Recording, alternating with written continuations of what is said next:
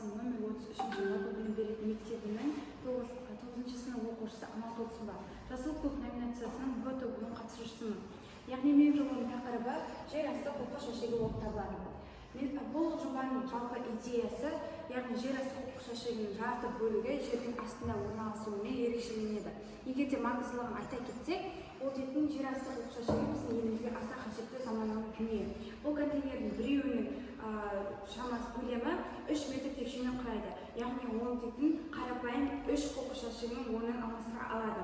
Сондай-ақ ол дейтін қарапайым қоқыс жәшіктеріне қарағанда бактериялардың таралуының, сондай-ақ күн ысыған жағдайда жағымсыз иістің шығуын алдын алады.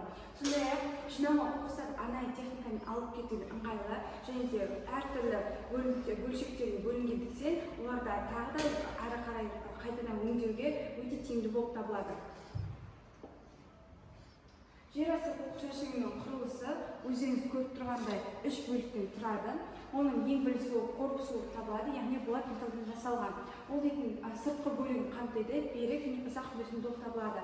Қызмет мерзімі шамамен 10 жылдан асады. Яғни келесі ол бізде қақпақ болып табылады. Қақпағы әдетте егер де көрсетілмесе, корпусымен бірдей материалда жасалады.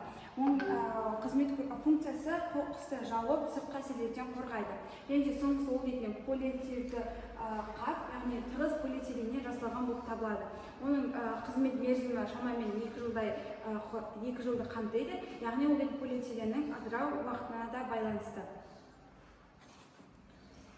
Жобаның ерекшелігі бұл жер асты қоқыс жәшігі берік, экологиялық таза және ұзақ мерзімді шешім, бірақ оны пайдалану үшін қапты үнемі ауыстыру және дұрыс орнату қажет. Ол әсіресе қоғамдық орындарда, яғни саябақтарда, әкімшілік ғимараттарда тиімді. Бірақ тұрмыстық пайдалану үшін қарапайым пластик үлгілерге қарағанда қымбат болуы мүмкін.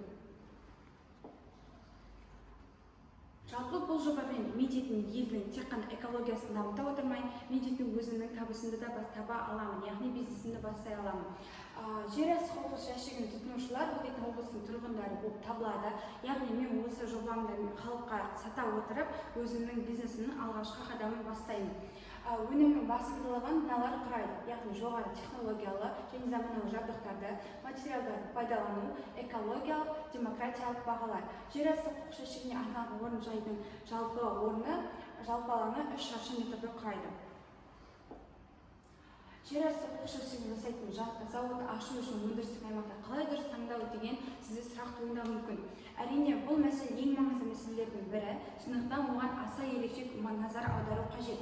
Біріншіден, жалпы ауданы кемінде 40-90 метр квадратты болатын шағын өндірістік ғимараттарды табу қажет. Сондай-ақ және төбенің биіктігі 3 метрді құрау керек. Үй-жайларды келесі бөлімдерге бөлген жөн. Болат металл өңдеу цехы, қызметкерлер бөлмесі, санитарлық аймақ, бояу цехы, бөлшектерді құрастыру аймағы, дайын өнім қоймасы. Өндірісті бастау үшін жұмыс істеп тұрған электр желісінің сумен жабдықтау, кәріз және желдету жүйелерінің болуын тексеру үшін қажет.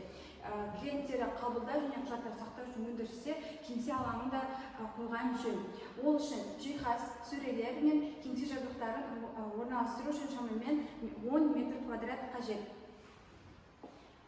Жалпы бұл бизнестің басын бастау үшін маған қажетті мамандар саны: 1 бухгалтер, 2 мастер, 2 жұмысшы және 2 көлік жүргізуші. Егер де олардың бір айлық еңбек ақысына келсек, бухгалтер 150 мың теңге, мастер 250 мың теңге, жұмысшы 60 мың теңге, көлік жүргізуші 100 мың теңге. Яғни барлығы шамамен 870 мың теңгені құрайды. Ал жобамен бір айда өндірілетін өнім саны, яғни жер асты қоқыс жәшігінің құны 300 мың теңгені құраса, бізге 30-дан асы керек. Яғни барлығы 9 миллионды құрайды. Бұл бизнес өзін 3-4 айда ақтайды. Назарларыңызға рахмет.